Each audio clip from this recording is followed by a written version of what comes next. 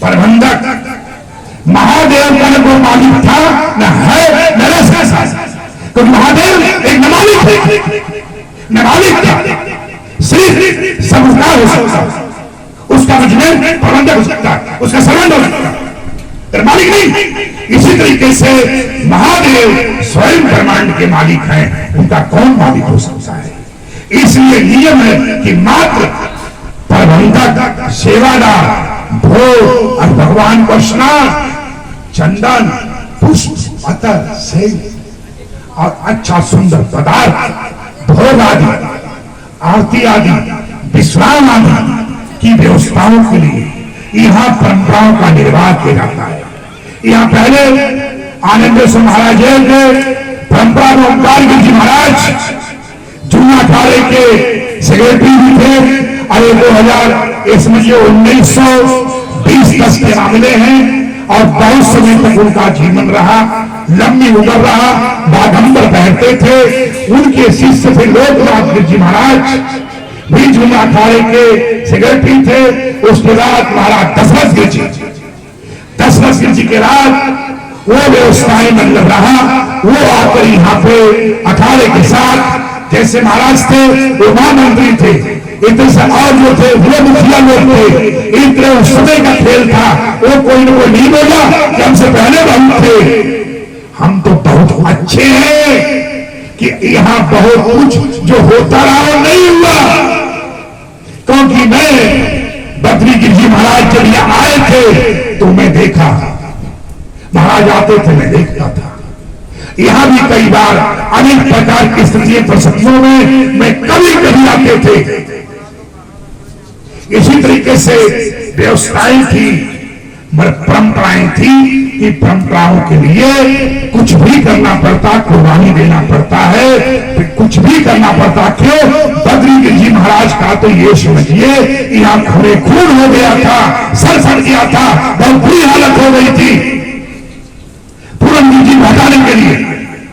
और स्वामी जी जिसके आगे बैठे हैं इनको नहीं दिया गया, इन्हें यहाँ का प्रबंधक माइंड मुक्त किया गया इसके लिए। तो इसलिए आज भगवान महादेव का हृदय से मैं आभार व्यक्त करता हूं, हृदय से नमन करता हूं। करना तो महादेव, हम लोग निमित्त मात्र थे और हैं पानी के ढूंढा कर समाप्त हो जाने वाले। इसी तरीके से आज उस तरीके से परंपरा में आज हम महाराज के जो शिष्य परंपराएं थी अखाड़े के उसमें व्यवस्था में आना चाहिए, व्यवस्थाएं थी। महाराज को मैंने आज भी मेरी दस्तखत है, जमानत देने के बाद मैंने मोहर छाप जारी किया था। किसका? महामलेश्वर स्वामी जी महाराज का। इसी तरीके से जमानत के महंत थे अखाड़े और महाराज बद्री गिर जी महाराज और जो अपने हमारे गुरुमूर्ति थे और हमारे तपस्वी लोग थे, उन्होंने कहा कि हरिगिरी तुम इसका काम करना। आज भी है और उनका भी हमें काम करने का सोची भंडारा जलूस आज किसका? महाराज बद्री गिर जी का भी करने का हमें जीवन में सौभाग्य प्राप्त हुआ। कहां गया गुरु जिला और हरिद्वार में उनको पुष्पांजलि किया गया, श्रद्धांजलि किया गया, अखाड़े में 3 दिन रखा गया था उनको। तो परंपरा के साथ ऐसे महाराज ओंकार जी थे, उनको भी रखा गया था और व्यवस्थाएं थी। तो आज उसी परंपरा में महंतों को जो पहले बताया जाता है वो जरूरी है। आम लोगों को पता भी होना चाहिए कि महंत कभी भी रात को 12 बजे जब होने के बाद सनातन की जो परंपराएं हैं, पीठ की जो गरिमा रही है, वो मरना सम्मान न रहने का उसका सम्मान भी सुरक्षित नहीं रहेगा। इसलिए मैं यहां पे जो नए महंत बनने वाले हैं, जिसको कि महाराज अपना परंपराओं के साथ वो निर्वाह किए हैं, उसमें जूना अखाड़े के अंतर पहले अध्यक्ष नहीं से बाद में बने हैं। इतने क्योंकि हमारी परंपरा है 6 साल के बाद 3 साल के बाद पदों का निर्माण होते रहते हैं, समाप्त होते रहते हैं, नए आते रहते हैं। अधिकांश लोगों को काम करने का अपना निखरने सवरने का उन्हें अवसर प्राप्त किया जाता है।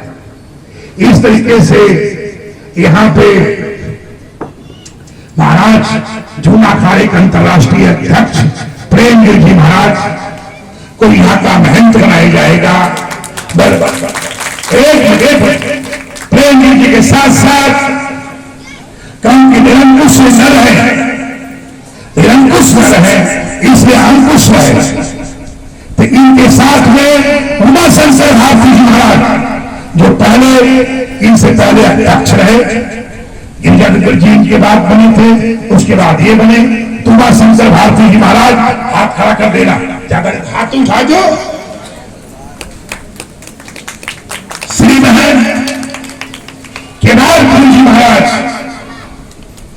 केदारपुरी जी महाराज जिससे इनको केदारपुरी जी महाराज को तीसरा और चौथा गिरिजादत्त जी के जगह पे श्री महन हमारे जूना अखाड़े के सेक्रेटरी भी थे और बहुत काफी शंकर गिर जी महाराज, बद्री गिर जी महाराज, अनेक गुरु मूर्ति वो कहीं कहीं वृक्ष की छाया में उस दर के नीचे लोग विश्राम करते थे। धुरेश्वर महादेव जो शिवाजी महाराज द्वारा मुगल संस्थान को हराने के बाद महादेव का स्थापना किया था और उसका नाम धुरेश्वर महादेव। तो आज से ये गुरु मूर्तियों का परंपरा के हिसाब से वो चुनाव हुआ है। ये व्यवस्थाओं को, हमारे विचार को सब लोग सहमत है, क्योंकि हमारा जो भी व्यवस्थाएं होती है जब संदीपन होता है, जहां कुंभ मेला होता है, लाखों सन्यासियों के विचार में चुनाव का संपन्न किया जाता है। सिर्फ पुष्टि महासभा की, महाशंभूधर का और सिर्फ यहाँ पुष्टि होती है कि कुछ आंकड़े उनको बताते हैं कि ये जगह पे ये जगह पे ये जगह पे इनके न रहने के बाद ये नहीं दोस्ता है कि इस तरीके से इनको मंडप जो है बनाया गया है।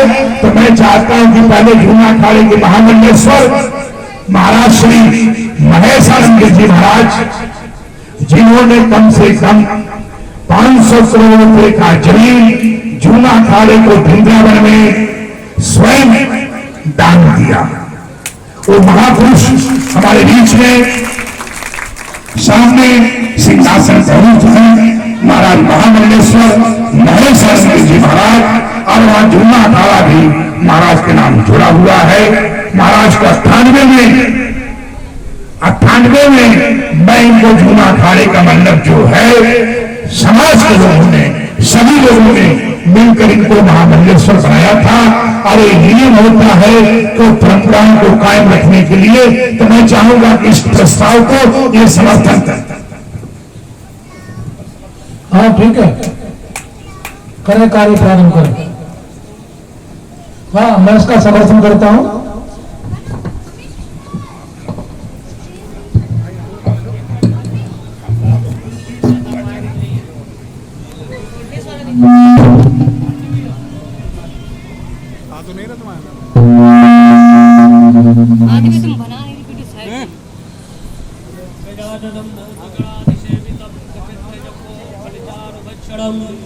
उमाश्रुतं शोकविनाशकारकं नमामि विघ्नेश्वरपादपङ्कजं। विघ्नेश्वराय वरदाय सुरप्रियाय लंबोदराय सकलाय जगद्धिताय नागाननाय श्रुतियज्ञ विभूषिताय गौरीसुताय गणनाथ नमो नमस्ते। आज हम सब लोग यहाँ श्यामगिरी जी महाराज का आज षोडशी भंडारा आराधना, तो महाराज को पहले श्रद्धांजलि सभा, यहाँ श्रीमद् शिव महापुराण की कथा और यजदेव पूजा संगति करणदानेषु सृष्टि का आधार यज्ञ है और सृष्टि के माध्यम से सृजन का आधार और मनुष्य के जीवन में हर वस्तु की प्राप्ति का आधार यज्ञ और कलयुग का साक्षात कल्प वृक्ष इस धरा पर कोई है। यम यम चिंतते कामं तम तम प्राप्नोति भूतले कुमार। तो यज्ञ के माध्यम से, वैदिक ऋचाओं के माध्यम से जो हम चाहें अपने जीवन में प्राप्त कर सकते हैं। भगवान शिव का साक्षात स्वरूप शिव पुराण में निहित है। सिंह शुभ्र धातु से शिव शब्द की निष्पत्ति होती है। विश्व ब्रह्मांड के पालन, सृजन और संहार का आधार भगवान शिव है, जिनके मस्तक से ब्रह्म प्रवाह गंगा प्रवाहित होती है।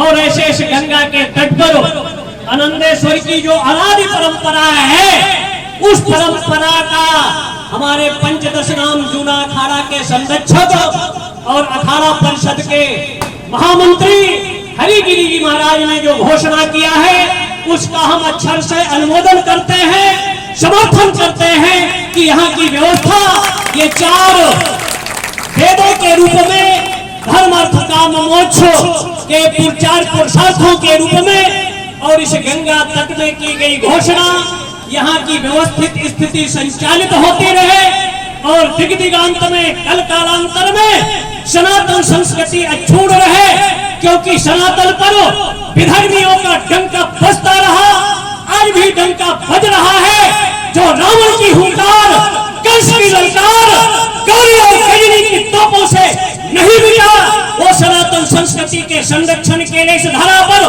परमात्मा अवतार लेता है, कहीं कृष्ण के रूप में, कहीं राम के रूप में, कहीं शक्ति के रूप में। तो आज सनातन पर संकट के बादल है, सीमाओं पर, सैनिकों पर संकट के बादल है। तो भगवान शिव की शिक्षा लेकर उनके एक हाथ में त्रिशूल है, जरूरत पड़ने पर चक्र का अनुसंधान करते हैं, चक्र भगवान विष्णु को देते हैं। तो इस षोडशी आराधना महोत्सव के पावन अवसर पर जैसे हमारे जवानों के हाथ पर अस्त्र शस्त्र है, तो 21वीं सदी में सनातन संस्कृति अक्षुण्ण रहे, संपन्न रहे, तो अपने हाथों में अस्त्र शस्त्र रखें, भगवान शिव की उपासना करें और अपनी कमाई का दशांश धर्म पर लगाए। धर्म अगर इस धरा पर सुरक्षित रहेगा तो आपकी संस्कृति, परंपराएं सुरक्षित और संरक्षित रहेगी। भगवान विश्वनाथ, माता अन्नपूर्णा और दंडाध्यक्ष बाबा भैरव, हमारे सभाध्यक्ष प्रेमगिरी जी महाराज, पूर्व सभापति उमाशंकर भारती जी महाराज, केदारपुरी जी महाराज और नारायण गिरी जी महाराज को शक्ति दे, समर्थ दे।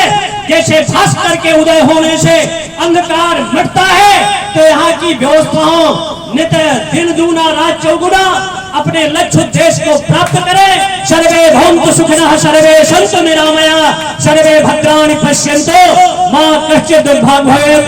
धर्म की, अधर्म का, प्राणियों में गौ माता की, भारत माता की, आनंदेश्वर भगवान की, जगत जननी परम्बा दुर्गा की, गजानन भगवान की, हर हर महादेव।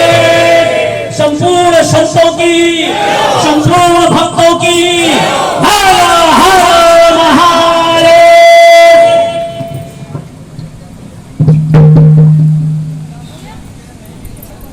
महाराज श्री हमारे